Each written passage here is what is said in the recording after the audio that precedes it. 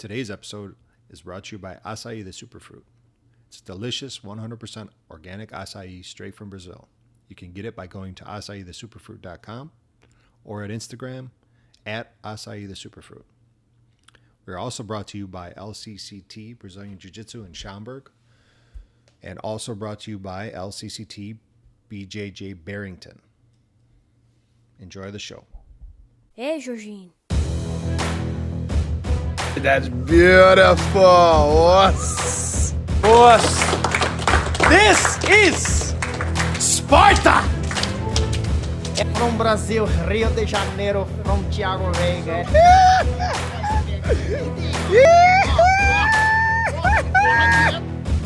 You are listening to the Jiu-Jitsu Legends podcast. Enjoy the show. Welcome. Today on the show we have Nelson Machado. He is a strength and conditioning coach for UFC fighters, and he is also amateur triathlon. Welcome to the show. Hello guys, what's up? All right, guys, so we're here with Nelson Machado, and I want to tell and share with you guys, I mean, we go way back home in Brazil, Rio de Janeiro. This guy, you know, it's not a guy that just got a degree online. This guy has 2 university in body physiology. This guy knows exactly what he's talking about. A couple years ago, I would say many years ago, we actually started training. You know, he used to come to my gym in Rio, and he started training all my fighters down in Brazil, like all the jiu-jitsu guys, and you know, even back in the days, I think our friendship goes back to like 20 years ago. 18, 20 years, something like that, or more, yeah. You know what's amazing though, now that he can speak English, so just so you guys know, Yeah, we're but gonna if do he's one in 35, English. he must be like, what, 55? Whatever, what a dick. Anyway, what I want to actually share with you guys is that going back all the time, but you know, the most important thing is that we're gonna do this in English, and we're also gonna do this in Portuguese. Então, galera, nós estamos aqui com o professor Nelson Machado. Fala galera, tudo bom? Nós vamos fazer essa podcast em inglês, né? E na próxima nós vamos fazer uma em português, porque o cara manda muito, irmão, brother, parceiro, né? E claramente um cara que sabe o que ele está falando, que o assunto é treinamento físico e trabalhando não só com a galera do jiu-jitsu, mas com a galera do MMA. Então, I'm back to English, so we're gonna do this in English and in Portuguese, and today, of course, we're doing English. We're gonna talk a little bit about 15 minutes here on mine, so you guys know what we talk about it, and then about 15 minutes, I will shut it off, and then you guys can check us out on YouTube, the Jiu-Jitsu Legends podcast. We just had Juliana Pena, and the next will be Nelson Machado. Please subscribe, give us a like, help us out. We're doing, you know, something that we love to do. So, as we start, go ahead. Also, and for YouTube, you can put it so you can have subtitles for Portuguese, correct? So that this way, when they go, if they don't want to listen in English, turn the volume down, put up the subtitles, and they'll be able to watch. Okay. Good.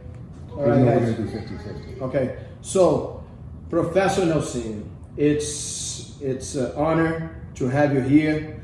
A guy that, you know, thanks to Rothwell MMA, Big Ben. We talked to Big Ben a couple of years ago, and we said, dude, we need to get your endurance way up there. And I have the guy that, you know, knows about not just training, but also he understands body physiology. So we brought Nelson in, and now he's here. But actually, before we start, I want to actually to know, because I know you're a nerd, like you know. Yes, he is. So what I want to know is, tell us your story, man. How you started. You know, let's go back all the way back in Brazil. You know, the things you've done. You know, I know you were into jiu-jitsu, but Nelson was, you know, one of the top level coaches in Brazil. And I know you also work with a lot of people. You work with people in the clinic, like professional soccer player. So please, you know, let's go back there and tell us. And then, you know, as we go on, I'll talk about, you know, our training and stuff. But first, who is Nelson Machado? We try to remember everything right now. Long story short, so I was 14 years old. I started training jiu-jitsu back in the days. I didn't know Luis at that time. I met Luis, I was 17 years old, 18 years old. We started our relationship just as a friend. And then I went to the college. I was 19 years old to study physical education exercise. And I was there for 4 years just working and studying about training, strength and conditioning, and training periodization. I don't even know that word, just so you guys know. Yeah, What that means, Coach. the training periodization, it's something that you start training people and you make a program for one person. It should be periodization for one person, and then you develop and you maximize their skills for something that can be, it depends on each sport that you want to train. So I work with soccer players, professional surfers, the jiu-jitsu guys, just with Luis. I work with his team. And then I came to US to train Ben because Luis invited me to come. And my firstborn in UFC was Ben that time, and we're still working together. Then some guys like come along and start training with me also, and with Luis. We always work together as a partner. I always listen to him because I need his feedback to train all those guys the way that he wants, because he needs to plan all the strategy for the fighters, and I have to follow what he wants, and I give my advice. So what he needs to do, he needs to be at the end of everything. That's how it works. So I started working back in the days. I got my degree in 2004. My God, you old. Yeah, and I was very young that time. Yeah. So you're like 56 now, right? Nah, I'll be 41 next Yeah. week. You're not 40, you don't look like And that. I know that Umar's watching, and happy birthday, bro. It's Umar's birthday today. Oh man, happy birthday, Omar. Happy birthday. Yes. And then from there, I started working with many people at the gym, and I started working with professional surfers. I work in the clinic where we have the doctors, we have the physical therapy, and I was the manager of the gym, the strength and conditioning. We work with a lot of professional soccer players that time. And then I move on for your team, the LCCT team, Brazilian Jiu-Jitsu, and some guys that time they started working and training for MMA. And then that's how it works back in the days, and we're So- still doing this. My question, like we'll kind of get, little details here and there. So you say you work in a clinic before, you work with the soccer players and all that stuff. But the good things that I want to share with everybody is that talk to us about. So when you say degree, what did you work on it? So I remember, back in the days, you still practice jiu-jitsu and you were already, teaching, conditioning, all that stuff, personal training, but you were the kind of guy that you were into jiu-jitsu. So you were competing jiu-jitsu, right? Yeah. And you were training at the same time and you work with everybody. So everybody knows now seeing you back home. So tell us about how was, what the degree you had, like where'd you go to university, for how long, what was your major, and then we go on for that. And then I want to talk a little bit about the competition, being a coach, also. But tell us a little bit of your background in body physiology, because a lot of people think being a personal trainer is just like, hey, I'm gonna read a couple things on the internet, I'm gonna do this. But in your case, you went to university. Yes. For how many years? I went to the college, university for 4 years in Estácio de Sá, Rio de Janeiro, Yes. for physical education exercise. Plus, when I got my bachelor, I went to we call specialization that you guys, I don't know if you call PhD or something like that. Probably PhD, yeah. I did a sport training, sports science training for plus 2 years, and then I did something more it's just to improve how to develop, how to people know me about marketing or something like that. But I don't like to go that way. I like to work with training people, just Yes. training people. Yes. And then when I finished this 2 years, 4 years plus 2 years, I did many certificate about weightlifting, powerlifting, training periodization with the best in Brazil. Nice. So this is my foundation about So you're studying training. pretty much your whole life. Yeah, I'm still studying. I still think that I don't know anything. Yeah, it never ends. Well, he's very humble. He's very humble. So tell us about, so I remember back in the days, you know, we walk in the gym, you know, we just start our friendship, and, you know, you have this guy that can run from here to Japan, bike and swim, you know. And it's just amazing how, you know, Ironman. So talk a little bit about, you know, so we have this, all the certifications and all this, and now you know how to train, not everybody else, but also yourself. But talk to us experience-wise towards Ironman. So I know, like, every time we talk about it, you know, it says, oh yeah, he did Ironman, he did 12 hours. So talk to us about that experience, actually doing an Ironman, and I know how badass that is. So Yeah, I start training specific for triathlon 2004.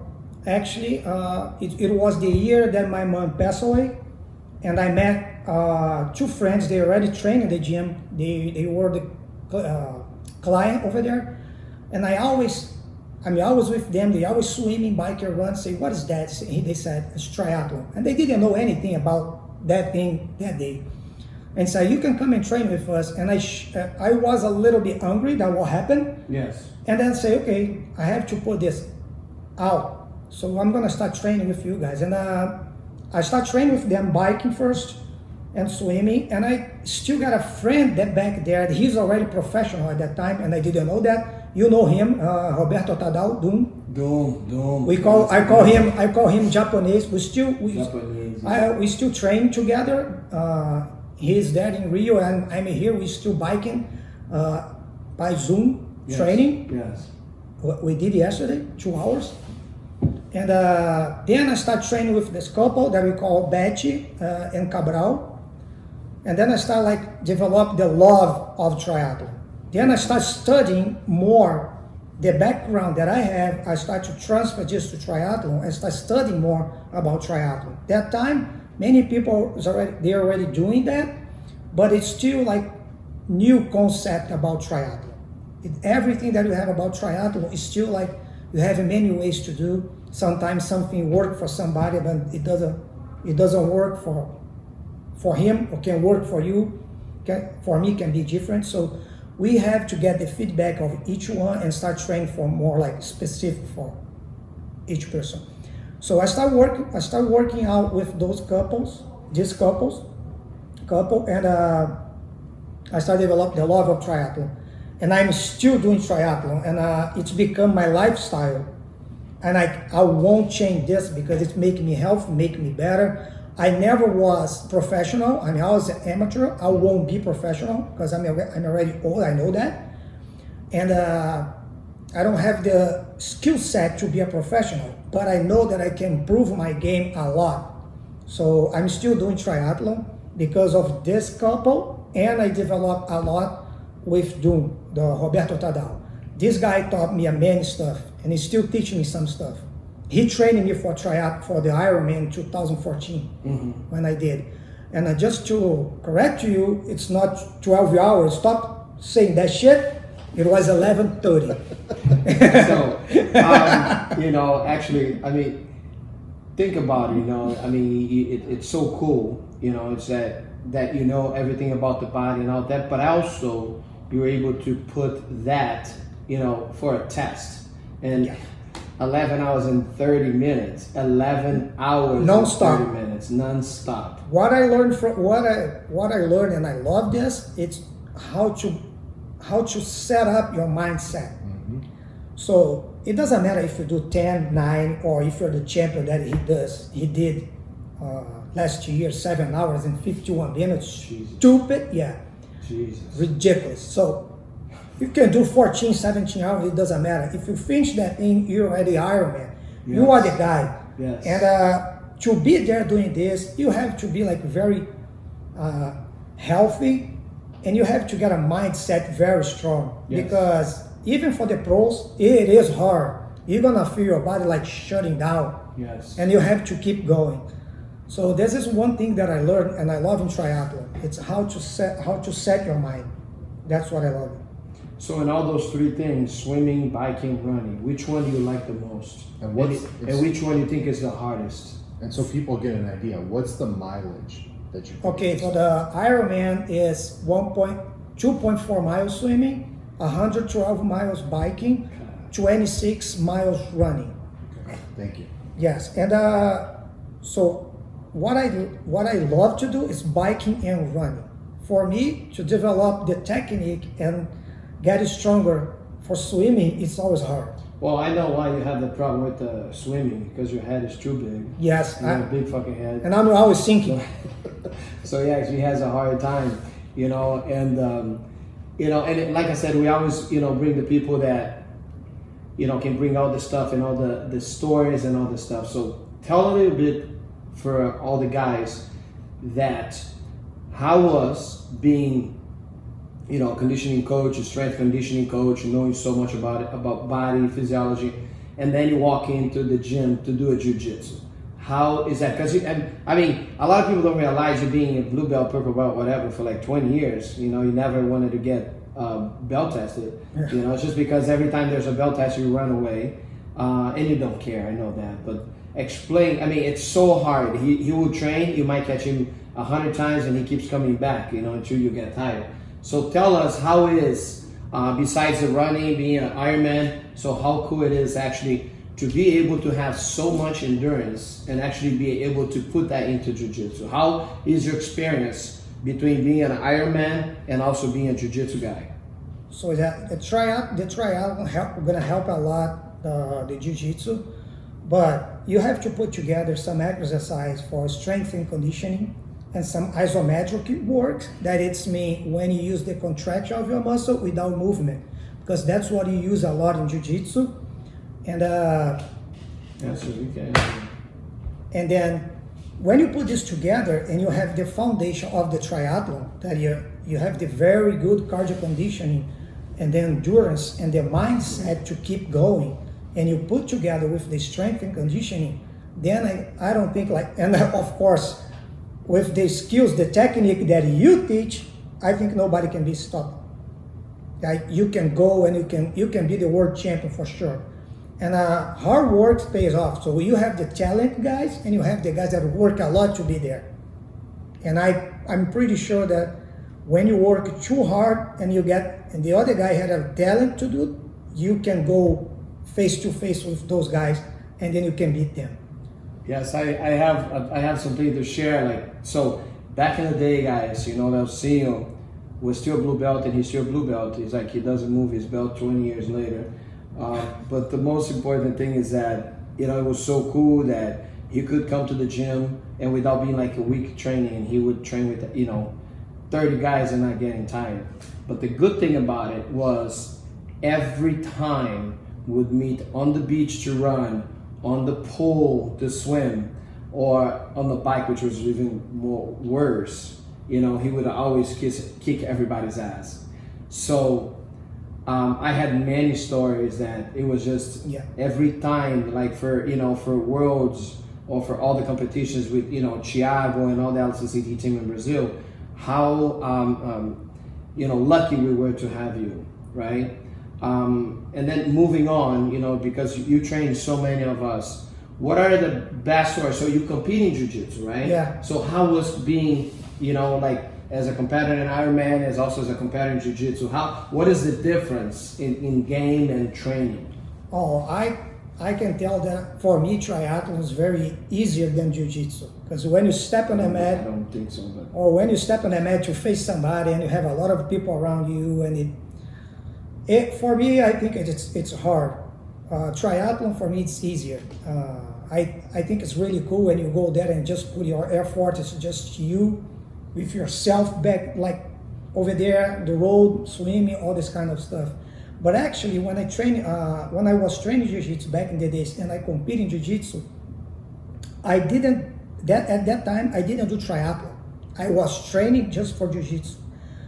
By the end of when I stopped training jiu-jitsu because I had to go to the college and I did get time time to do both. Yes. I have to work and I have to do everything, so I have to pick one to do. So or you go to stud or you go to train jiu-jitsu. And I don't think I was so good that just to train jiu-jitsu to be a champion. So let's study a little bit more. And then I can train my friends and I can be involved with jiu-jitsu. And then after that, the triathlon.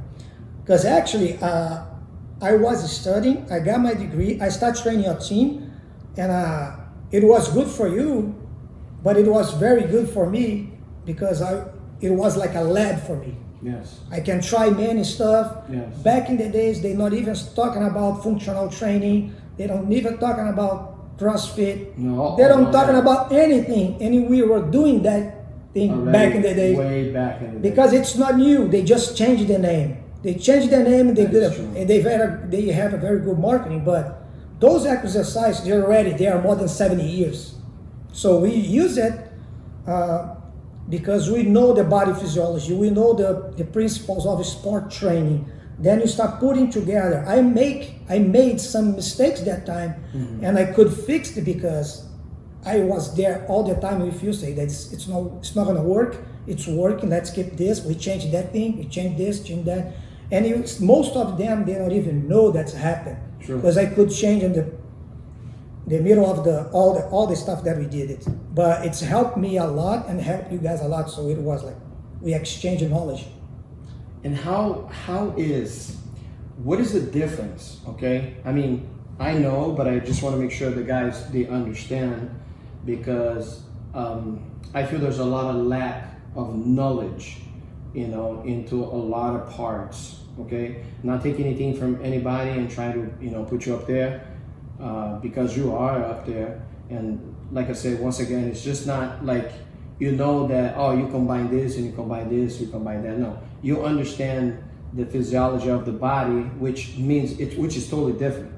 So my question is, what do you think is wrong out there for competitors? Not just the jiu-jitsu guys, because you still train us and you still train my kid and Henzo, and you're still training Ben Rothwell, Juliana Pena. You had a chance to work with Yair Rodriguez and all that stuff. So what do you think? What is the lack of knowledge or the lack of things that a lot of the guys are there putting?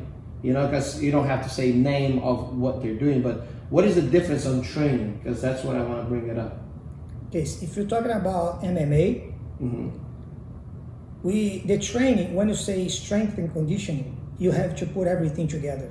It's not just the strength and conditioning with weights, with cardio conditioning. You have to put together with sparring, grappling, everything. So the coach must talk about it because it doesn't matter what I do.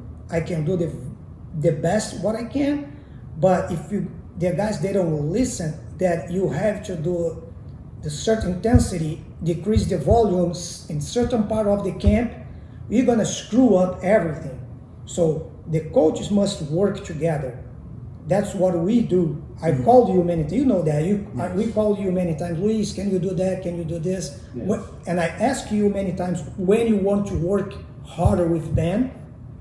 Then I can move around and do the stuff the right way because more, it doesn't mean better. Yes, that's actually something I was going to ask you, because what I see a lot of the times, because in jiu-jitsu the guy's just training for jiu-jitsu to one specific thing, but also sometimes the guy is training for MMA, which we talk about wrestling, which is extremely hard, and then kickboxing, extremely hard, jiu-jitsu, no gi, extremely hard, and then you have the conditions. So you have 4 different things, 4 different coaches. So having all that together, one thing happens a lot, and we see that, we talk about it, which is the overtraining. Overtraining. Talk a little bit about overtraining. What causes to athletes that don't know this? So the overtraining is your body's gonna start shutting down, start losing lean muscle. The guys can start getting stressed out. He doesn't want to train more, or he wake up that day and you have to do one session that he say, no, he's good to go, but he think that he's not good to go. Sometimes he's not good to go at all. He needs to rest, and you can get injury, you can get stressed out, and you don't want to train anymore because of this. You're gonna start losing muscle, and because you're gonna lose lean muscle, you're gonna start putting fat. So this is the point that you have to control. And when you do it, when you're making a camp training, you have to worry about everything. They don't want. Sometimes the fighter, they don't want to rest. We have to hold them back, because if you give him a stimulus, a hard session, it doesn't matter with me or with you, your body takes longer sometimes to rest, and the next session must be light to recover. Because when you're training, we're not getting better when you're training. When you're training, we are actually making like micro damage in the muscle and the body. When you rest, you heal this and you go for the super compensation that we call. So you heal, you go over, so you go down because you cause micro damage, and you go up to heal your body, and then the super compensation make you better. Then you have to do the right stimulus right after to keep going up. What happens is when you go hard stimulus and you go down and you don't recover, you don't go up, you start going down and down and down, then you're gonna screw up your body. That's what happened a lot. That's what happened a lot. And when you're doing this, and even when the guys start resting and do all this kind of stuff, you can have the best camp of your life, but you have to control the weight, and you cannot cut too much weight close to the fight or the week of the fight, because you're gonna throw away everything that you did right before. So because of sometimes the lack of knowledge about nutrition, or because they don't wanna do a little bit more or struggle a little bit more during the camp, everything you can throw away by the end of the camp, the week of the fight, trying to cut a lot of weight. So a very important thing that we go through some of the UFC fighters, and I know you've been working with a couple of them. And one thing I think people would like to know is, talk to us about, like we have some fighters that, before they actually got their fight.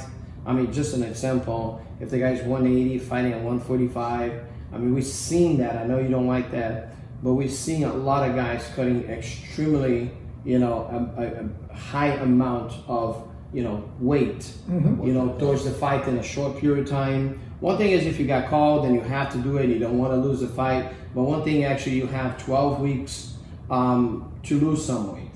So talk to us a little bit, first one, about what in actually in the camp that has 12 weeks, what would be the reasonable weight to cut it, right? And after that is, what do you think about all this cutting weight that people get dehydrate and all that stuff? So the performance is way worse than it was supposed to be. So talk to us a little bit about that. Can we piggyback something off the first question, and then I know he doesn't like the long weight cut at the end, but how do you know in that 12 week when you're going to get that athlete to peak? You know what I'm saying? Yeah. 'Cause that kind of ties in with the first. Yeah, it's easy to answer, because when you work, let me answer him Yeah, first. no worries. So when you work with periodization, you have 12 weeks, you can work with phases. Okay. So I'm not gonna give them the recipe, but usually we work like the foundation first, because it depends if the guys if they have been doing the workout just to to be moving their bodies the way that I like to do, and the way that I have been work with Ben. I ask him to keep working out. It doesn't need to be heavy, it doesn't need to be hard, but I need him at least between 50 to 60% about his conditioning, because then we can start working the camp, and I can make the first phase of the training foundation. Gotcha. And I'm gonna work the foundation with him, and then I'm gonna start improving for the second phase, that it's depending how his level is. And then I like to work by like 3 weeks, let's say 6 weeks before the fight, I start develop that we call oxygen intake, that VO2 max. VO2 max. Yes, but he's already ready to do that. If I start with this, I'm not gonna make him train it. I'm gonna make him tired. Yep. This is different. It doesn't mean like when you work hard, you're gonna get better. No, your body needs to be ready to absorb the hard session. So 6 weeks before, we start working with the some VO2 sessions, because he need more time to rest, because it is hard. That we call HIIT, Right. high intensity interval training. and you can work like by 1 minute, 130. I like 130, and sometimes I like 230, and people say, oh, but hits it's about 90 seconds. Yes, you can work 90 seconds or 1 minute and 30 seconds, but if, this is the thing that I'm gonna say just once. When you work VO2, and you got 130 to do the stimulus, you have to start it with your heart rate maybe 75% about the max. Yeah. But if you rest too much, your heart rate's gonna bring way lower to 65%.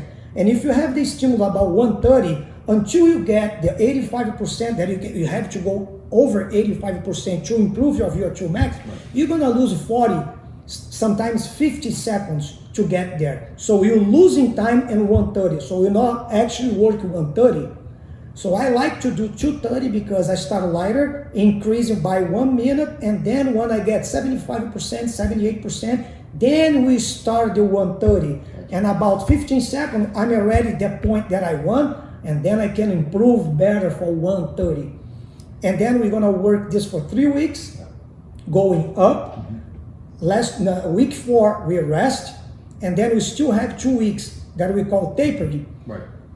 The week before the fight, we're still working out with some hard session, but we decrease the volume just to keep him going and don't lose too much what he gained. Actually, he's not gonna lose, but sometimes when you're tapering, you can lose a little bit, but the way that your body will be before the fight, rested, will be way better to fight, even lose a little bit. It's not gonna Thank you. jeopardize your performance. I see. So what I want to say, I forgot your don't worry, I'll ask it again. So guys, this is what I do. I normally do about 10-15 minutes into it in my own Facebook page. And then what I do is, because we have another 45 minutes, 50 minutes, what I do is we actually throw at YouTube. Okay, so check us out at YouTube, the Jiu-Jitsu Legends podcast. And today we have the legend, okay, of a trainer, Iron Man. You know what I'm saying? This guy has been putting so much time, effort. He trains a bunch of Jiu-Jitsu world champions from my gym and other places. Also, he trains a bunch of a very famous soccer player back home in Brazil. And now he trains, a bunch of UFC fighters. So if you guys ever want to check it out, check him out. And if you want to see the rest of the podcast, please check us out on YouTube, the Jiu-Jitsu Legends podcast. Please subscribe and like us. Check us out there. Valeu, galera. Nelson will be doing the same thing in Portuguese for the guys in Brazil, for all the affiliations that we have in Brazil, all of our black belts. So we're looking forward for that. Galera, Nelson vai fazer essa podcast também em português, né? Fica mais fácil. Que fica mais fácil e a galera do Brasil vai poder ter a oportunidade, né, de saber, né, que esse cara que tem tanto conhecimento na parte de treinamento físico, né, e até mesmo de dieta, e vai poder share com a gente. Então, abraços em todos. Thank you guys. Don't forget. Jiu-Jitsu Legends podcast on YouTube. Check it out. Os. Hit like and subscribe. With Jorginho. With Jorginho. Os. Valeu. Shelly Pedrosa, Cola, California, Florida. All you guys, Brazil, Nilda, Michael Cheese, California, Mariello, California. So everybody, Daniele, Danusa, Rio, Cés Casanova, Daniel Blade, Chicago, Márcio Setel, Rio de Janeiro. So yes, guys, Thales Blazo, Wisconsin. He's saying panela, panela, panela. I've been trying to get you, Thales Blazo, in the podcast, but you're too famous and you never come. So He's too busy. He's too busy. He's too busy. He not even answer my call. I am tired to get him on the phone. Você está convidado, eu só quero saber quando é que você vai vir, Thales Blazo.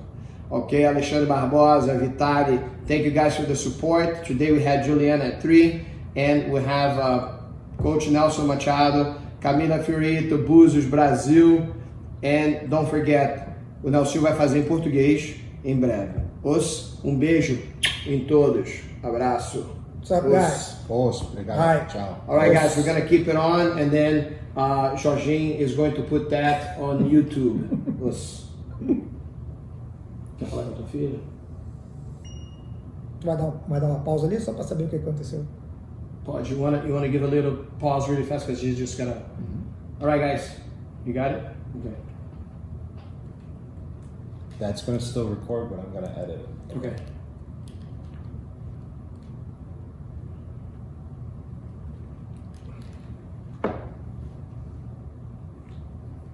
Oi. Tá.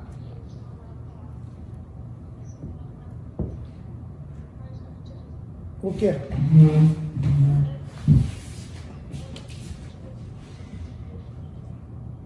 Tá bom.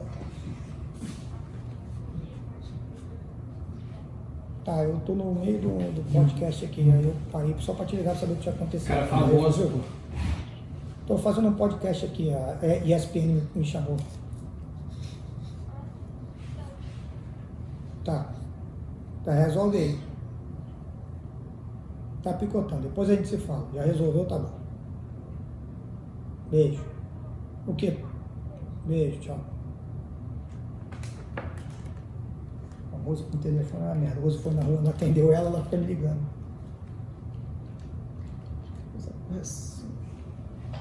Vamos lá? Let's go. Ok. One second.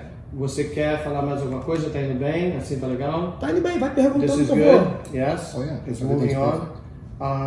Mais alguma coisa que eu devo falar em matéria de treinamento físico que você quer? Pode perguntar o que tu quiser de treinamento, negócio de força, de endurance, como é que funciona, o que eles fazem lá que tu me perguntou, né? Yeah. Que aí tu me pergunta, que eu já Que esqueci. foi o quê? O Começa que, aí. que o pessoal tá fazendo lá fora, o que eu acho, né? Que tu falou. Ok, porque eu queria falar uma parada sobre a parte do treinamento físico, que é a parte da dieta também. Que eu acho que é uma coisa que muitos atletas vão falar isso, então aí a gente continua. Tá. Pode ser? Tá, qualquer Ok. coisa eu entro no assunto. Okay, ready? So you know where you left off? Yeah. Okay. Well, So I was gonna move on for the diet thing. no, that's fine. But what I'm gonna say is, if you want to switch to Portuguese, you just switch whenever. You don't have to say like, oh, hey, you know, we're gonna switch over to Portuguese now. Just fucking do it. No, I think we should do this all in English and then one just in Portuguese. Yeah. No worries. I think it would be better because then I think in Portuguese we can talk a lot more stuff. 2 days. Yes. Okay. Okay. And we are back. All right, guys, we're back here with Coach Nelsinho, UFC coach, trained a bunch of UFC fighters. Also, he trains, is my head coach actually at LCC TBJJ, been my friend for over 20 years, and he was training us back in the days in Brazil since we're all fighting just jiu-jitsu. Plus, he's an Ironman sensation. So, back when we talked a little bit about all this nerd stuff. But one of the things that I really think is a huge thing, okay? Especially with the fighters, but even though, guys, with the jiu-jitsu guys, cutting weight is a big thing, okay? And I want to ask to you about it. So, what would you say it's a good time? I mean, I know because we normally do 12 weeks, but I want you to kind of break it up with what would be the best. And I understand that each person has a different thing to do, but what is your base? What you like to work more? Because all the weighting cut now, I feel like a lot of the guys, they kind of try to cheat on their cutting, but then they don't fight well because they cut it too much or they cut it wrong. And actually, we have that problem with a lot of our fighters, some of our guys, because sometimes people don't really know, and you cut 20 pounds on the week of. So what do you think about that? About the cutting weight out there, because wrestling guys do that, so talk to us about it. How is the limit and how many weeks you like to do it, your cutting weight and stuff like that? Yeah, it depends how big the guy is. Mm-hmm. Depends on how much weight he needs to lose. Mm-hmm. But I think about 10% about the body weight is already too much. And to cut this very close to the fight, you're gonna lose your performance for sure, because you have to cut some minerals that is very important for muscle contraction.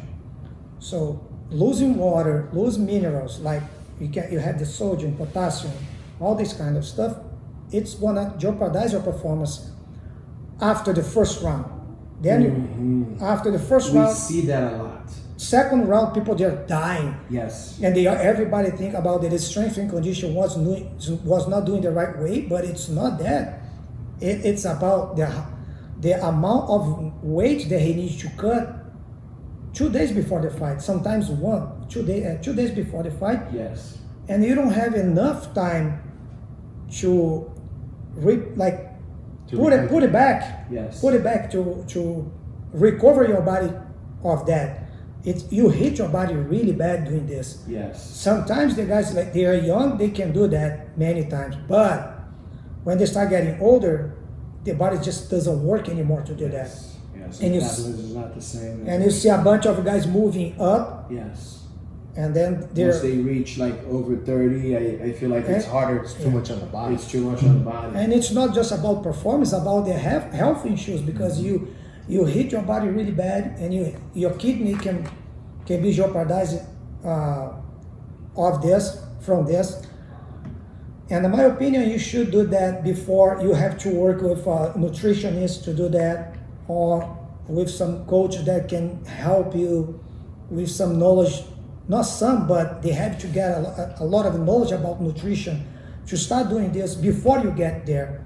Because if you have to lose 20, 25 pounds, you should start before.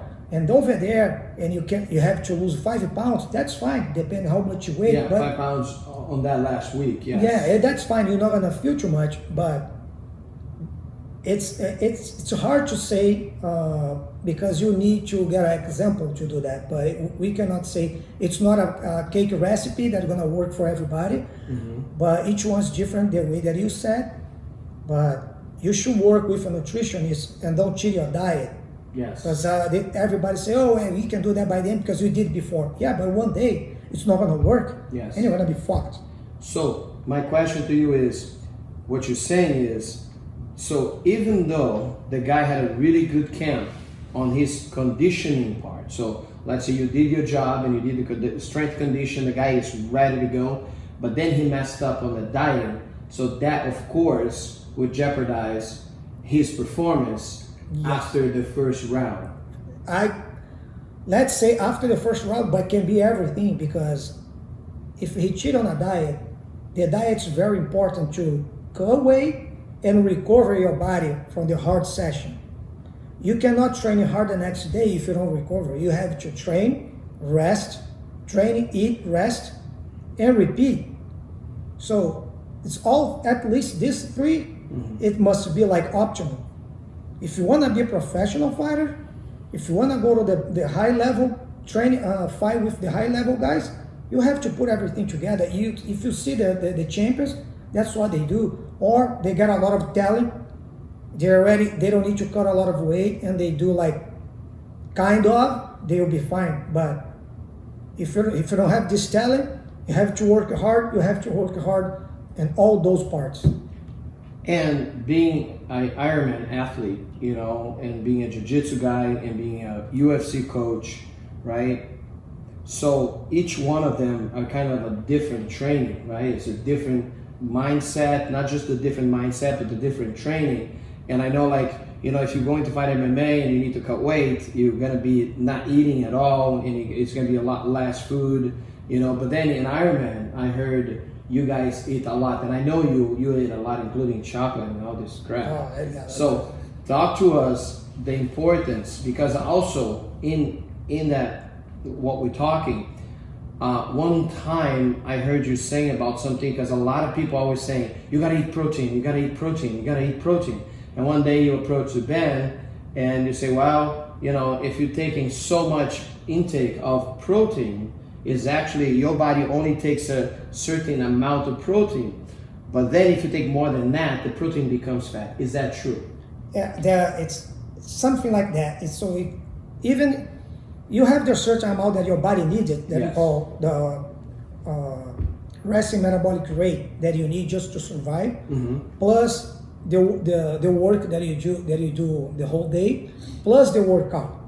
Okay. So you have the certain amount that your body needs, but it's not because it's a protein that you have to eat. If everything that you put more in your body will store as a fat if doesn't use it. Yes, because my thing is, we always have those questions in the gym for guys that we fighting or for guys that are cutting weight and all that stuff. And of course, we know the carbs, they give you the fuel, right? The fuel to train, the fuel to burn and then do that. And then normally after the workout, people say, well, take protein because it builds muscle.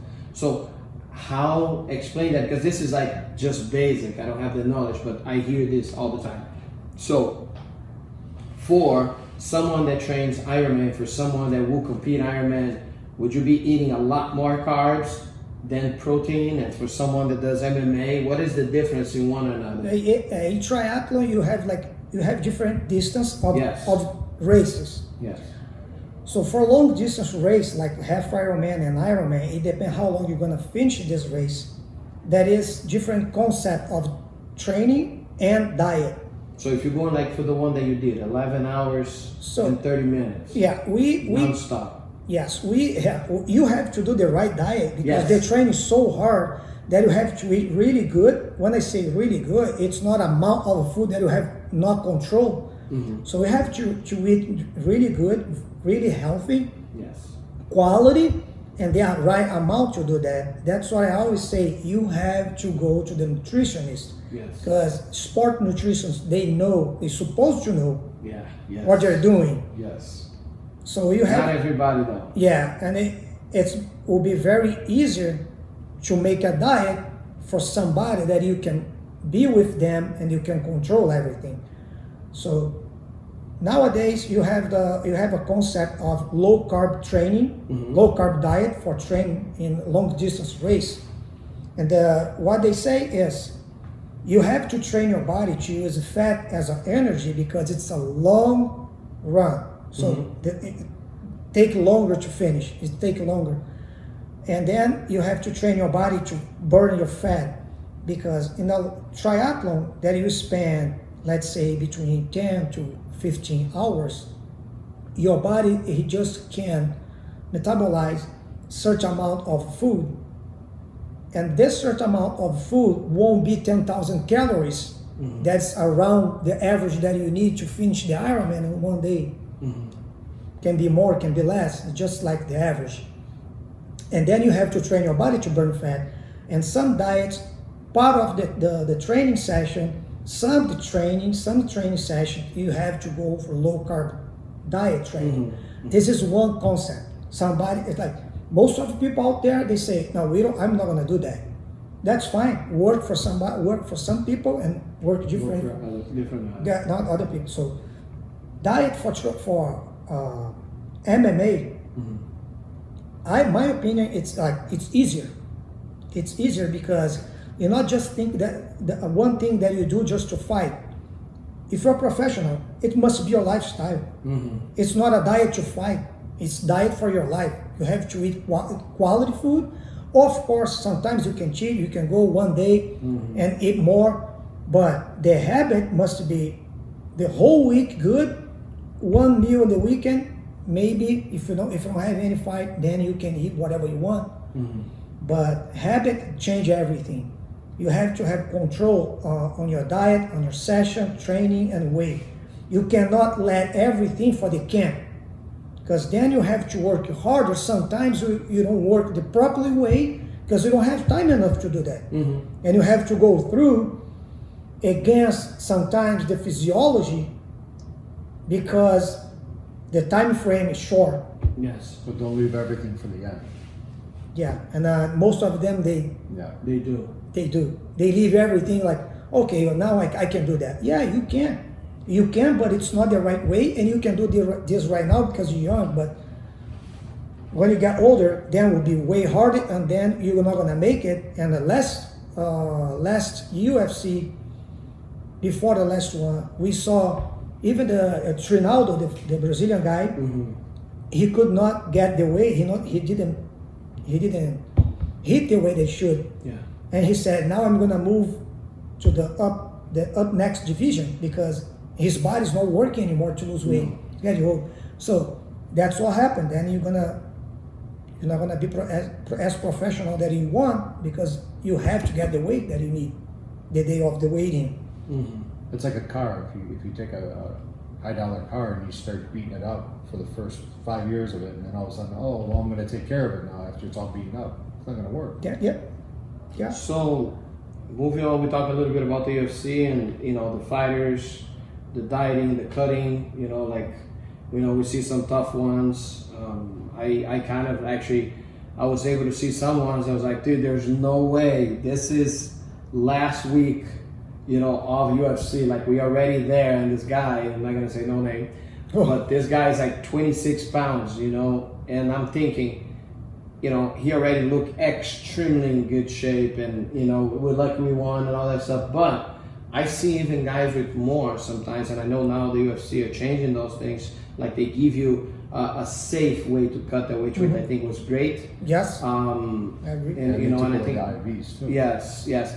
So I was gonna ask you about the IV. So before we were actually, the fighters were able to take the IVs, right? What do you think about the IVs? Like, do you think? I mean, I know it's a good thing to have it, but I also feel like the 24 hours was never enough, for the IV to actually do something. So what do you think about the IV? I think it's very good they take it off. Yeah. Because sometimes they think, oh, I can fix everything with the IV, and they go extremely hard, jeopardize their bodies, they're healthy, just because they have the IV and they can fight. But it's not because they can do the IV, they're gonna be healthy after the fight. So it's good. It's good for your body if you have time to do, if you need to do. Now for hit your body so hard just because you can do the IV. Why not do this before? Yeah. Yes. It's for me, it's just stupid, because your career is not gonna last longer if you do that. Sure as the career. Yeah. So sometimes I know the guys are struggling. They have to get the fight. When it's happy, it's different. So you have to get into it. But if it's not the case, you should have like a very good lifestyle, a very good habit, eating good, to keep your weight lower. Because it doesn't matter if you try to cut weight the week of the day, 2 days before the fight, and you cut a lot of weight, and then we get there, you put everything back, you're gonna be heavier, but you're gonna be slow. You're not gonna last 2 rounds. Yes. And you might lose the fight if you don't win the first round. True. Because if the other guy come harder than you, yeah, you're gonna be screwed.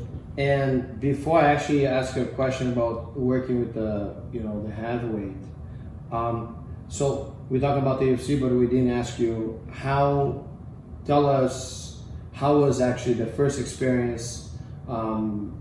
When I call you, because like, dude, you want to come and work and this and that. So how was the experience like, man? Because being in UFC as a jiu-jitsu coach, it's like in MMA, or being a coach for someone that goes for the worlds, it's like, man, I'm right there. Like, I'm able to share my knowledge to top fighters, and that's the recognition. That is super cool. The what? Recognition. Oh. Recognition. Whatever. I owed you You one. should talk more gringo. Talking shit. I digress. I mean, that we'll see like what you speak in Portuguese. Oh, when you yeah. have in Portuguese, right? That will be good. You'll be totally quiet. You're like a mouse. Yeah, all he's gonna do is like Bad words that he learns. Yeah, that's all you know. From Cowboy Vega. Cowboy Vega. So, explain to us, how was that? Like, being the first UFC, how was your experience? What did you think about it? What you thoughts back in the day? Yeah. I came here because you invite me, remember? And Ben Allow, you invite me. I came here, work with him. I didn't speak any English like 4 years ago. I thought you were speaking Portuguese. Yeah. And Portuguese is hard. And I started work with Ben. It was hard the first time, but I know what I got. I can improve his game a lot. Yes, and you Say, hey bro, you just need to follow this. Sometimes I use the Google Translator to talk to him sometime, but nowadays it's very easier for me. And so he won the fight. Remember, it was against Matt Mitrione the first time. That's when he got the go-go. He got to go. Yes. And then he called me to come because the first time I came here for 10 days, I did the physical assessment. Yes. I make the whole plan, so you just need to follow. And I was on Skype that time, talking to you, Yes. talking to him. It's more talking to you than you can pass him what I want, and works. And did work. yeah, it worked very, very good. So when I came here again, and I spent like 2 months here with him for the next fight, that was in Ireland, that we didn't fight Yes. against the champion right now. It sucks, right? Because Ben had the fight with Miocic. It was Miocic, Miocic, right? yeah. And like a week before the fight, they called off, you know, and Ben had Arlovsky at the time in Ireland. He didn't have a fight, so Ben is challenging Arlovsky. And then we found out that Arlovsky was going to fight Miocic. And it was like, Next what? fight. Wait a minute, why don't you have that fight just Ben and Miocic, right? 2 weeks after. 2 weeks after, how do you drop Ben? So it was really unfair. I was really upset. We all upset because we did 3 months of camp. I mean, you know, those are things that happen. There's nothing we don't, you know, Yeah. there's nothing we can do.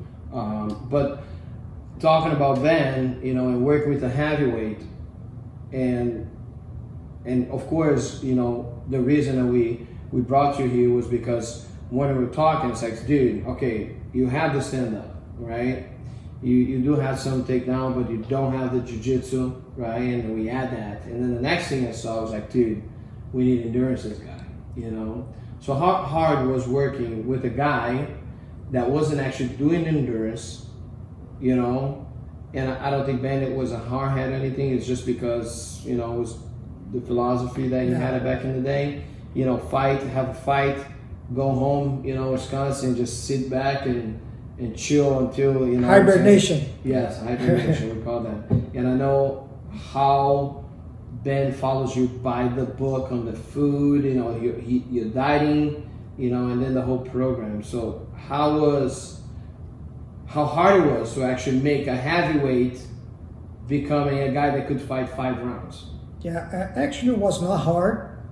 The hard for me was the English, and then as soon as he saw that everything that we were doing works, he just say, okay, do what send me what I need to do, or tell me what I need to do, I'm gonna do it. And he's like, with me at least, he's very like, the discipline is very good. I ask him to do, if I'm there, he's gonna do like 100%. And then actually the first UFC that I went through with you, it was New Jersey against Josh Barnett. He had a go-go again. My goodness, I don't even First time remember. ever. Yeah, 2016 I think. Jesus. 2016. And yeah, that was the first one, but I thought about it after the fight, because for me, I mean, I always think about him. We are like this. We think about, I need him come back healthy for the next fight. Oh, We always think about him first. And of course, they're fighting. One will win and the other one gonna lose. So that's happened. It's part of the game. But we always think about both come out healthy. That's the way that I think, because they're fighting, but they get family, everything. So that's what I think. I went there. I was waiting for everything, and then we sit down and say, "Oh fuck, we win. They're good. Now move on." And then I was like happy and enjoy all this kind of stuff. I love it. I love it. But work with Ben, it's very easy for me. He follow everything like right there. And to put a guy with 280 pounds to run, and people are gonna say, "Oh, I think it's too much for him." No, it's not too much for him, because we didn't start running. We make the foundation first, start training, and then we're gonna go. I build them. I build them to do everything that he's doing right now, and I can tell you, he'll be always in really good shape to fight. He always will be. The way that he does, we got a big fight coming up. because the discipline it's hard. He's very dedicated. When he got a fight, he's very dedicated. Before he got a fight, we struggle a little bit to put that fucker to train. And I hope that he's listening to this. Go Ben Rothwell. He will. Yeah. Check it out, bro. But he's very good on that. He's very professional. And I want to say, now you gotta lose weight, and then he started diet. Yes, I think he changed it a lot, and since everything happened, he got a lot better. We got him on top 3. We got that right there, man. It was so close, and now once again we have 2 or 3 wins. You know what I'm saying? Like, we're coming up for another fight soon. Hopefully we win this fight, and I know it's gonna put him way up there. It's a tough opponent, but I think it'll be good. It will be a good thing. So, tell us, what was the worst experience with you going to the UFC? Like, where did you feel like, oh my God, I didn't do my job and stuff like that? Did you have any actually? No, I don't think about it, because I know what I do over there. I don't do average. I try to do my best. Sometimes what you need at the fight, he needs to do everything. Sometimes we do everything right, but their bodies just doesn't work that day. It's happened with all sports. Yes. In triathlon also, the remaining champion, the world record holder for Ironman, 1 year before, he just his body just shut off. He just started walking. And he just complete the Ironman because he's very professional. He finished walking. His name is Ian Frodeno. The year after, he just came back and he break the fucking world record. Stupid. Yeah, ridiculous. So if it's happened with a guy like that, one of the best shape of the world, imagine with the average people. And in UFC, they don't have the average people, they have the best athletes. But sometimes their bodies the game just doesn't work.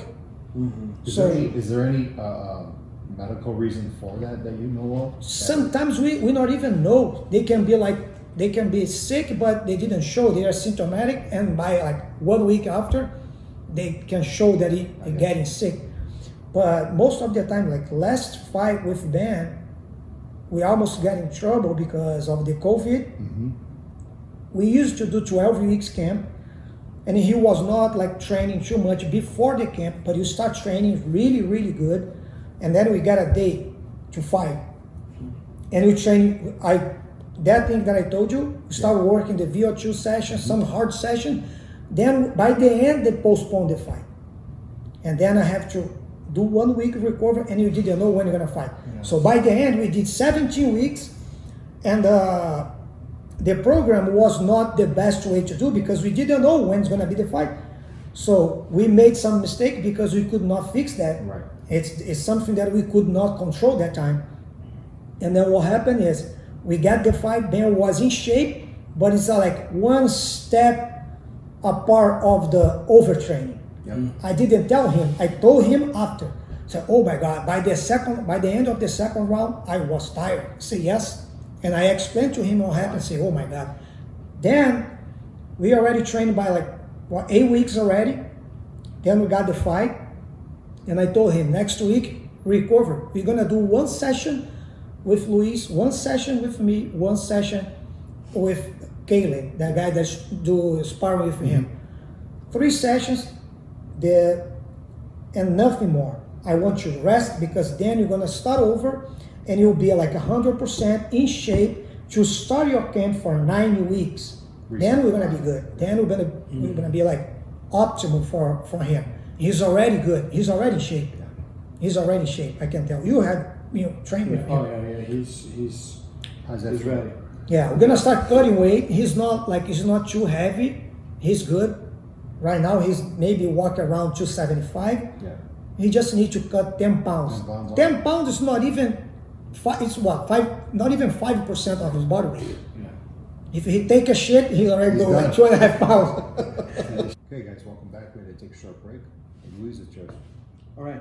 So, I know you had a chance to work with Yair, right?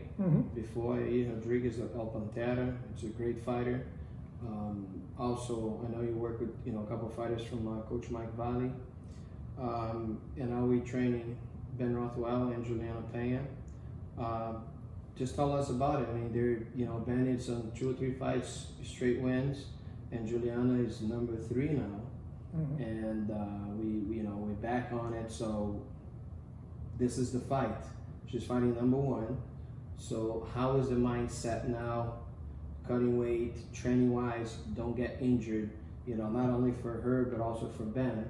So and now it's start getting serious. So just talk a little bit about it.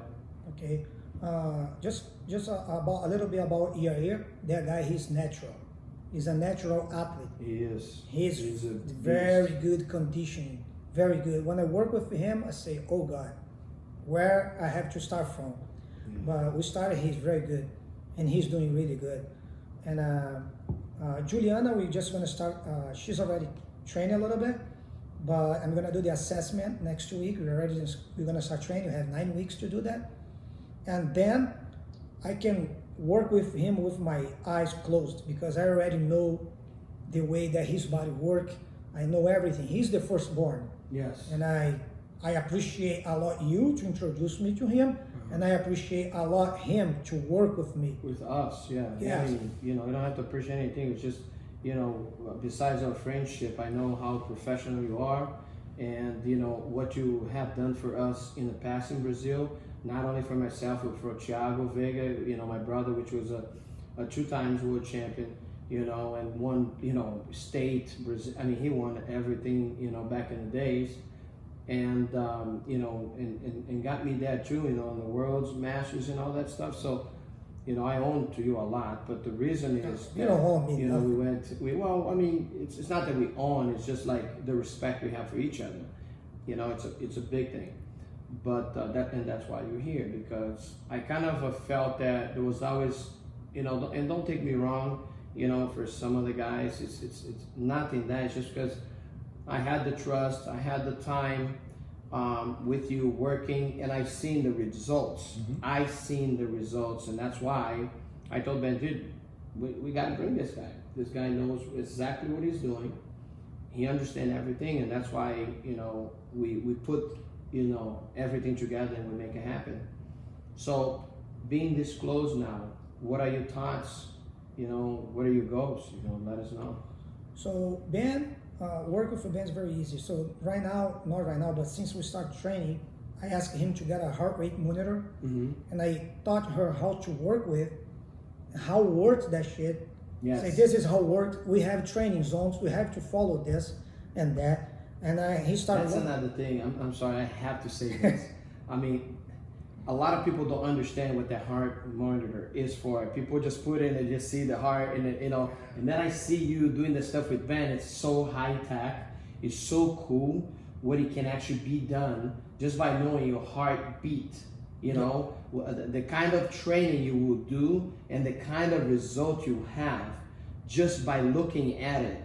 You know, and that's amazing. Like the calories that you're gonna burn, you know what I'm saying? The results you're gonna have, You know, the one explosion, thing- all that stuff. One thing that I use a lot is, it's one point that I'm always paying attention, because I know exactly when he put the heart rate, I ask him to wait for like 2 or 3 minutes to see, it can be 5 minutes, to see the resting heart rate, Yes.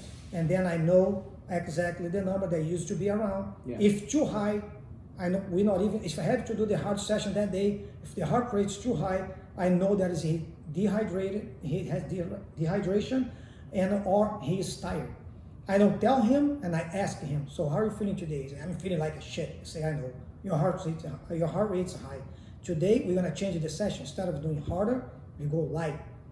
And he completely understands right now the concept of this. Yeah, and I think that's one of the biggest things. I'm telling you, that's one of the biggest things. Fighters don't get it. And when I say fighters, I say jiu-jitsu fighters, you know, because back in the days, you used to, you know, to tell me, it was like, dude, you gotta rest. You're overtrained. And I'll be like, fuck no, man, I'm not overtrained. Thiago all the time. Thiago all the time. And Thiago was so crazy because Thiago sometimes, he would actually get a strep throat. Yeah. Because his immune system was so down. Because I sent to him the session, he wanna do double. Yes, and you know, and it's like you're saying in the beginning, it's not how much more you're going to do it. It's quality. It's the quality training. A lot of, and remember this, guys. If you're MMA fighters, you practicing wrestling, boxing, kickboxing, jiu-jitsu, no-gi, you know, all kind of plus the training condition. Everything hit your system. Yes, and do that. Sometimes I see guys, you know, I see some of my fighters in the gym, they walk in the gym and like, go home. What? No, I'm okay, coach. No, go home. Too What? tired. I'm fine. No, you're not fine. Look at you, bro. Yeah. you're falling apart. So You gotta rest. You gotta rest. So rest it is. Just please let everybody know. Rest is part of the training. Rest is also training. That's the most important. And so you have the heart rate, and you follow the. When we plan, we know exactly the zone that I want to train him. When you have to do the interval training, you can do like the threshold training, and you know exactly the zone that should be. Sometimes you use the perceived exertion. There is a chart made from Borg, the guy that created this, that we can cross the information about heart rate, and the way that the fighter or the athlete's feeling.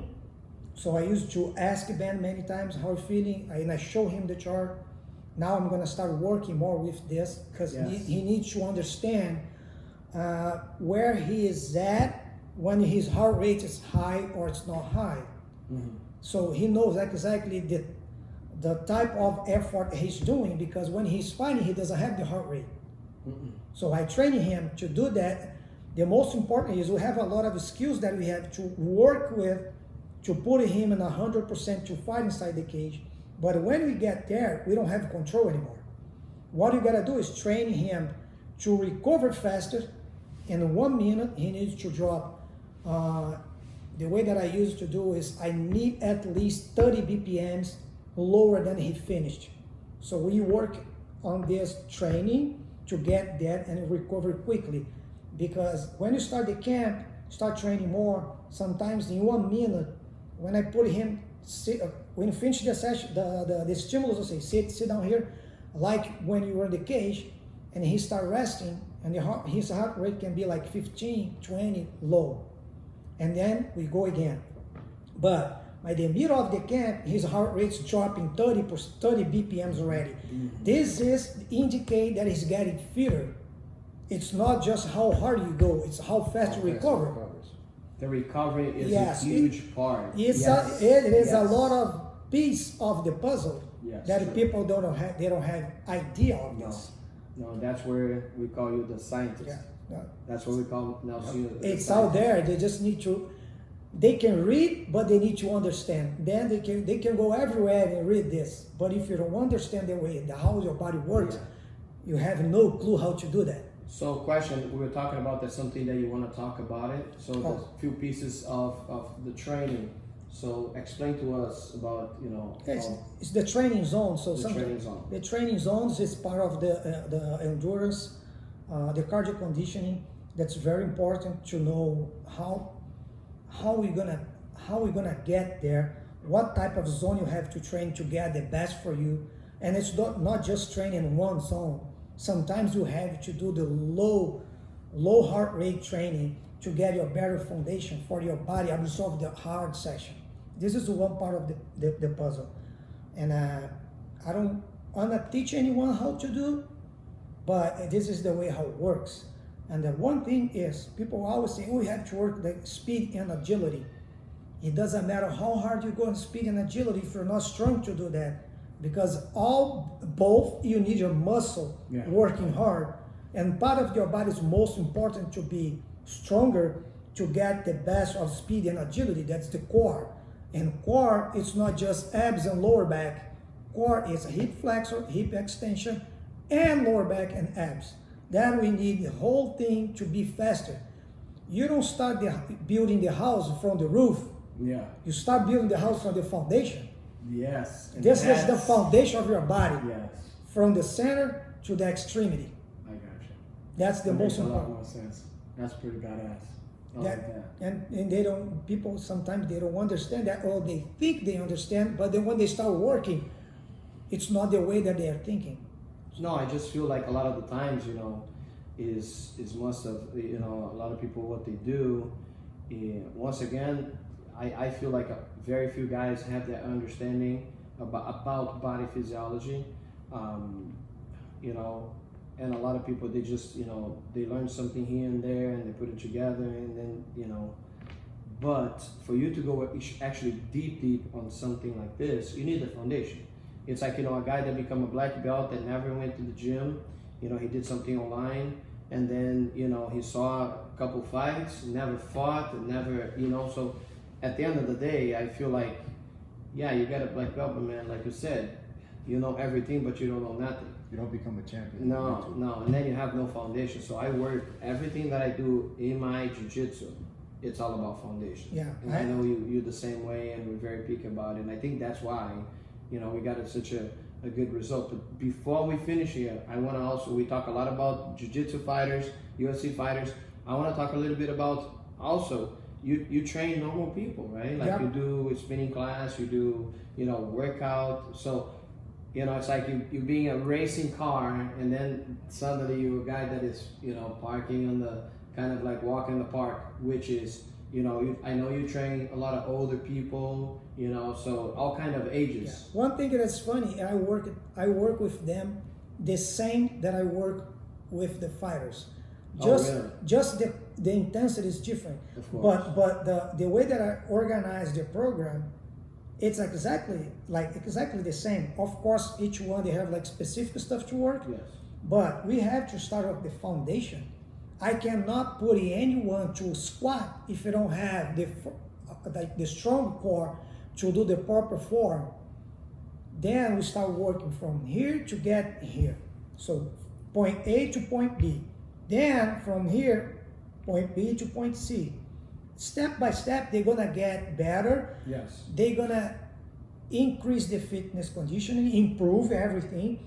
They need to get involved with the new lifestyle. Mm-hmm. So if you go hard on them, you're gonna scare people away from the gym. This is the thing this is what happens a lot with normal people. It's like it's the same thing if someone walks in my gym, never trained before, and we throw in an advanced class. That's why we have the beginner class where people come in and they don't spar. Because I lost students, many students before, because it was like, yes, come on, man. First day, and then you go super hard, and then eventually you understand, like, man, I can't do this. Yeah, you're gonna traumatize them. You do, you actually do. And I got a lot of people in the gym. I don't know how they came back to the gym. Yeah. But I say, work with me. Give me at least 2 weeks to work with you. And if you don't like it, you don't like it. Yes. They are with me for 2 years already. Yes. I got a lot of people like this. People very scared of spinning class. Because out there you have a lot of crazy instructors. They think they want to show off. Yeah. Yes. They want to show off. I don't kill people in our spinning class. I'm not gonna say name, but we have one of our fighters that got injured really bad a couple weeks ago because they went to. I'm not gonna say who was or what the guy was doing. The guy just went for some condition training, and he was telling the fighters like, yes. You're here for me to break you, and actually he broke the person. And now I gotta fix it. And now you're gonna have to fix it. So those things, you guys gotta be careful that you pay for what you get. So be extremely careful, because sometimes you pay for something that is not worth it, and that is gonna cost you a lot more. And we know that. And if you're a pro fighter and you're making the money, make sure you do the investment, because the word it says itself. Invest. It is investment. So if you want to be a champion, you can't get shitty coaches. You got to get the best.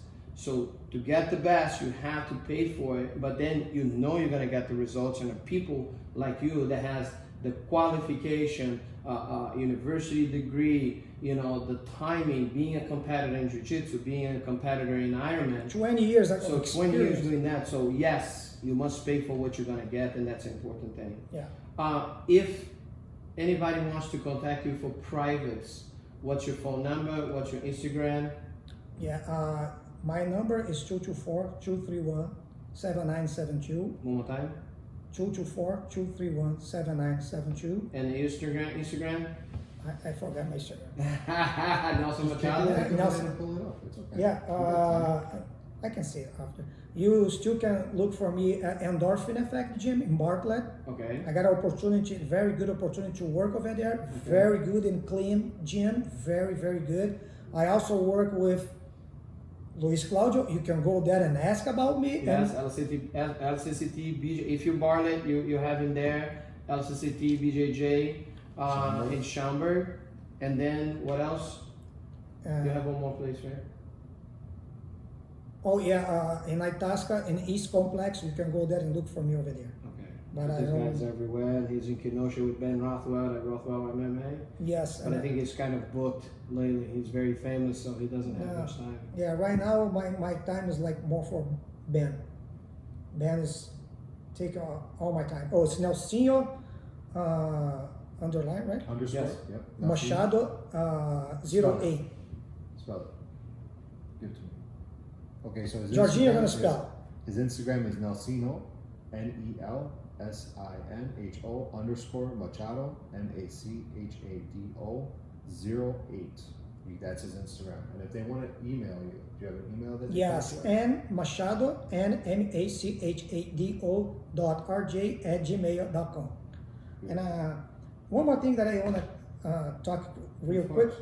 It's about the people. They're like normal people. They are not athlete. So they need to understand they have to start slow. Yes. We have to get them involved first. It's more psychological stuff. It is. You don't need to train anyone for the first 4 weeks training hard. They need to get into it, and of course they will be a little bit sore. They cannot be too sore, but a little bit they will be.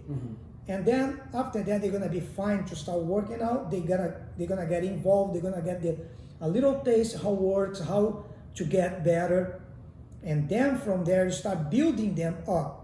Now, if you start trying to show off and try to put a hard session, you're gonna scare people and move them away. Gonna put them away That from the happens a gym. lot.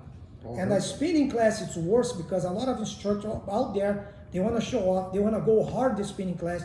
They don't have idea what they're doing, because spinning class comes from the cyclist.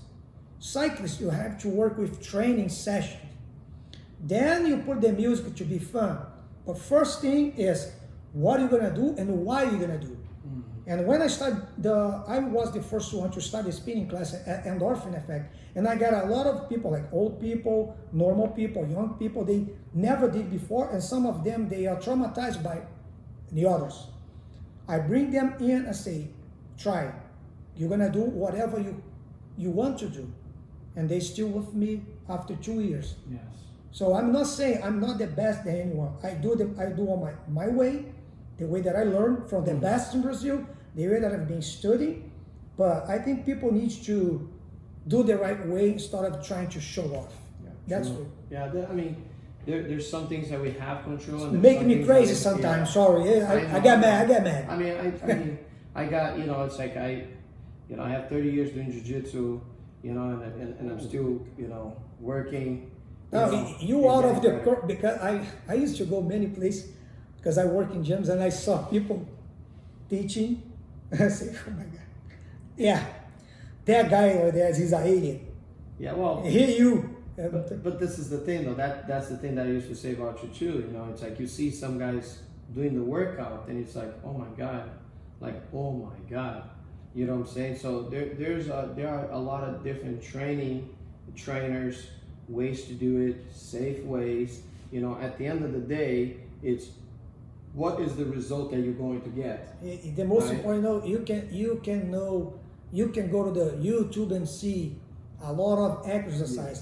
Exercise don't train people. Program train people. True. Periodization of training people. You can work with the basic exercise. You can get the best of anyone. Yes. Everybody. Yes. No, I agree. And then people saw, I'm gonna do this exercise. It doesn't matter. we have It doesn't matter. I went through a couple problems sometimes with people that they never fought MMA, they were never jiu-jitsu black belt or any fighting black belt, never really, maybe fought 2 times or jiu-jitsu or kickbox, whatever, and then they would say no, this is wrong, and then the person telling someone that has 20-30 years of jiu-jitsu or stand-up, just for something that you saw so many times on YouTube, that doesn't make you a black belt, or watching so many videos of training, conditioning training, strength condition, that doesn't make you actually a qualified instructor. So there's a huge difference. The on those difference things. is we have a lot of guys out there good, very Yes. good, but when they post the video, they post just like not even 5 minutes of the video, that what they're doing, and they're just showing for the public, for the audience, what they are doing over there, you don't understand what they are doing can be inside of the program that it's not explained for anyone. Yeah. So it doesn't mean because they're doing their workout that you're gonna get fitter. No, you can get injury instead of because they are training way. Happens a lot. They are trained way more over there. They Yes. know what they're doing, but they're just posted over there just to motivate you. Yes. It doesn't mean that you have to do exactly the same. I had a student one time. So this guy is a big guy. I'm not gonna say exactly what he was doing, what kind of training he was, right? You know what kind of training he was. He was doing a lot of explosion training, and the day he came to the gym, he worked that day a lot of legs, a lot of explosion, a lot of hip explosion, throwing things up. So and really heavy, really explosive. What happened is he opens Celeste's guard. You know, Celeste's a girl, she's like 135 pounds. So he opens Celeste's guard and he hear like, you know, so his knee popped and he had to do surgery. So he didn't pop the knee doing jiu-jitsu. He popped the knee because of the things that he was doing earlier before. Their muscle you know. was in fatigue, Oh, so they for could not sure. hold So- the joint. And I guarantee you, it was not just that day. You know, it was many days of that punishment. You know, not the right training, and then Not the eventually best, not his knee. You know, he had to have surgery. So Explosive training you have to do, include for fighters, but some of type of training you don't need to do with normal people. It that we call cost and benefit. yes, It's cost and benefit. Why are you gonna train on normal people? Because plyometric works, explosive movements, they are good to get better for something. But if you're not gonna use it, why are you gonna be in the line of injury to do something that they never gonna use that thing? So you might use it, but you might use it for very low volume, very low weights, load for them, and it's not more than one session. Sometimes you have to get there and do a little bit, but I'm telling you, it's not gonna work. I agree. So guys, us. Wonderful podcast. Thank you So much for guys, taking the time. this was a great, very well educated, amazing Very concepts. You know, things that you know a lot of people. I'm here and I'm still kind of like my brain's kind of brain fog because there's so many details and explanation. I know he could be talking this for weeks because each part of training has so many ways, just like jiu-jitsu. You know, we can talk about guard and then closed guard and open guard and all that stuff. So it's amazing, Alcino. Thank you. And then we're also going to do one in Portuguese. Yes, so And we're that's also one going to for you, do so. one podcast in Portuguese. So please check us on YouTube, right? Subscribe and like it. Yeah. And Nelsinho, thank you, not just for coming in today, for driving for half hour to do something like this. So thank you for being part of my life, my family life, training my son, and training all my students, and be always there. I know I can call you as a bro, as a friend, as a brother. And, being a friend means a lot. Thank you very much for coming. Thank you guys for the opportunity to bring me here. And one thing that I have to say is I have Luis as my brother. Now I have Jorginho because Jorginho is part of the family. But Luis and Thiago, those guys, these guys, I don't have it. I'm speechless to talking about them because they helping me a lot since in Brazil. They always have like We help each other. Yeah, we are Always. We good, always help each other. good friend and become like a brother. He's like my brother. He knows that he can call me whenever he wants to do that. Sorry because we don't have enough time to talking about everything and like But speak very this detailed. gives a little tip and a little Yeah. understanding, and then if they wanted to go deeper on that, they can call you and do Yeah. privates. I know you also you do seminars, you do training. So if anybody's interested to do anything with Alcino, we got you the numbers, we got the Instagram and everything. So contact him. Once again, you're not spending money, you're investing money. Thank you so much, guys. Thank you. Boss, Os. thank you. Bye-bye.